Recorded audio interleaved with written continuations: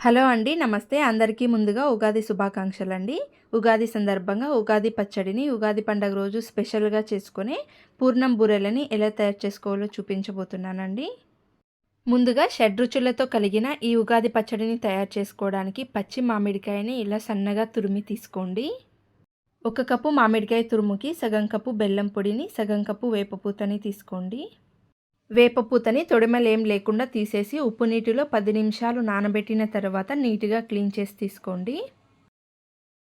అలాగే రుచికి తగినంత ఉప్పుని వేసుకున్న తర్వాత ఈ సీజన్‌లో వచ్చిన కొత్త చింతపండుని ఇలా చిన్న ముక్కలుగా కట్ చేసుకొని వేసుకోండి. పచ్చిమిర్చిని ఇలా సన్న ముక్కలుగా కట్ చేసుకొని వేసుకోండి. మనం వేసుకున్న ఈ 6ని కూడా అన్ని రుచులు కలిసేలాగా ఒకసారి కలిపేసుకుంటే ఉగాది పచ్చడి రెడీ అయిపోతుందండి.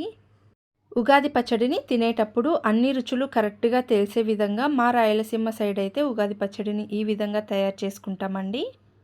మీకు నచ్చినట్లయితే ఉగాది పచ్చడిని ఇదే విధంగా ఒకసారి చేసి చూడండి. ఈ 6 రుచులు తగులుతూ చాలా టేస్టీగా ఉంటుంది. ఇప్పుడు పూర్ణం బూరెలని తయారు చేసుకోవడానికి 1 కప్పు ఉద్దిపప్పుకి 1 కప్పు బియ్యంని వేసుకొని 5-6 గంటల సేపు నానబెట్టుకోండి. 5-6 గంటల సేపు ఉద్దిపప్పుని బియ్యంని ఇలా నానబెట్టుకున్న తర్వాత ఒకసారి మంచినీటితో నీట్‌గా క్లీన్ చేసుకొని మిక్సీ జార్‌లో వేసుకొని కొద్దిగా వాటర్‌ని యాడ్ చేసుకుంటూ ఇలా మెత్తగా గ్రైండ్ చేసుకోండి. పిండిని ఇలా మెత్తగా గ్రైండ్ చేసుకున్న తర్వాత చిటికెడు ఉప్పుని, చిటికెడు వంట సోడాని, హాఫ్ టీ స్పూన్ చక్కెరని వేసుకొని కొద్దిగా వాటర్‌ని యాడ్ చేసుకుంటూ పిండిని మరీ తిక్కుగా మరీ పతలాగా లేకుండా కలుపుకోండి. పిండి కన్సిస్టెన్సీని ఈ విధంగా వచ్చేలాగా కలుపుకొని పక్కన పెట్టుకోండి.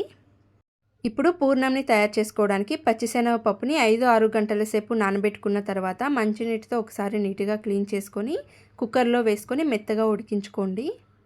పచ్చిశనగపప్పు ఉడికేలోపు 1 కప్పు పచ్చిశనగపప్పుకి 1 కప్పు వరకు బెల్లం పొడిని తీసుకొని హాఫ్ టీ గ్లాస్ వరకు వాటర్‌ని వేసుకొని స్టవ్ పైన పెట్టేసి ఇలా కరిగించుకొని తీసుకోండి. పచ్చిశనగపప్పుని ఉడికించుకున్న తర్వాత స్ట్రైనర్‌లో వేసేసుకొని వాటర్ ఏం లేకుండా స్ట్రెయిన్ చేసుకోండి. ఇలా మెత్తగా ఉడికించుకున్న పచ్చిశనగపప్పుని స్టవ్ పైన ప్యాన్ పెట్టుకొని ప్యాన్లో వేసుకున్న తర్వాత అదే ప్యాన్లోనే ముందుగా కరిగించి పెట్టుకున్న బెల్లం వాటర్ని కూడా వడగట్టి వేసుకోండి. ఫ్లేమ్ని హైలో పెట్టుకొని ఒక అర నిమిషం వరకు పూర్ణంని ఇలాగే కలుపుకుంటూ ఉడికించుకున్న తర్వాత సగం కప్పు వరకు కొబ్బరి తురుముని వేసుకొని కలుపుకోండి. ఇలాగే కలుపుకుంటూ దగ్గర పడే వరకు పూర్ణంని ఈ విధంగా ఉడికించుకున్న తర్వాత స్టవ్ ఆఫ్ చేసేసి పూర్తిగా చల్లారే వరకు పక్కన పెట్టేసుకోండి. పూర్తిగా చల్లగైన పూర్ణంని చేతికి నెయ్యిని అప్లై చేసుకొని ఇలా మనకు కావాల్సిన సైజులో ఉండలుగా చేసుకొని మనం రెడీ చేసుకున్న పిండిలో డిప్ చేసుకొని ఆయిల్లో ఒక్కొక్కటిగా వేసుకొని కాల్చుకోవాలండి. ఆయిల్ హీట్ అయిన తర్వాత పూర్ణం ఉండలని ఇలా పిండిలో డిప్ చేసుకొని ఒక్కొక్కటిగా వేసుకోండి. ప్యాన్ పట్టినంత వరకు బూరెల్ని వేసుకొని ఫ్లేమ్ని లో టు మీడియం ఫ్లేమ్లోకి అడ్జస్ట్ చేసుకుంటూ రెండు వైపులా కూడా తిప్పుకుంటూ లైట్ గోల్డ్ కలర్ వచ్చే వరకు బూరెల్ని కాల్చుకోండి. ఈ విధంగా బూరెలన్నింటినీ కూడా లైట్ గోల్డ్ కలర్ వచ్చే వరకు కాల్చుకొని ప్లేట్లోకి తీసేసుకోండి. ఈ విధంగా పూర్ణం బూరెలని ఒకసారి చేసి చూడండి. పైన క్రిస్పీగా చాలా బాగా వస్తాయండి. ఈ రెసిపీ మీకు నచ్చినట్లయితే లైక్ చేసి ఇలాంటి మరిన్ని సింపుల్ టేస్టీ రెసిపీస్ కోసం సబ్స్క్రైబ్ చేసుకోండి.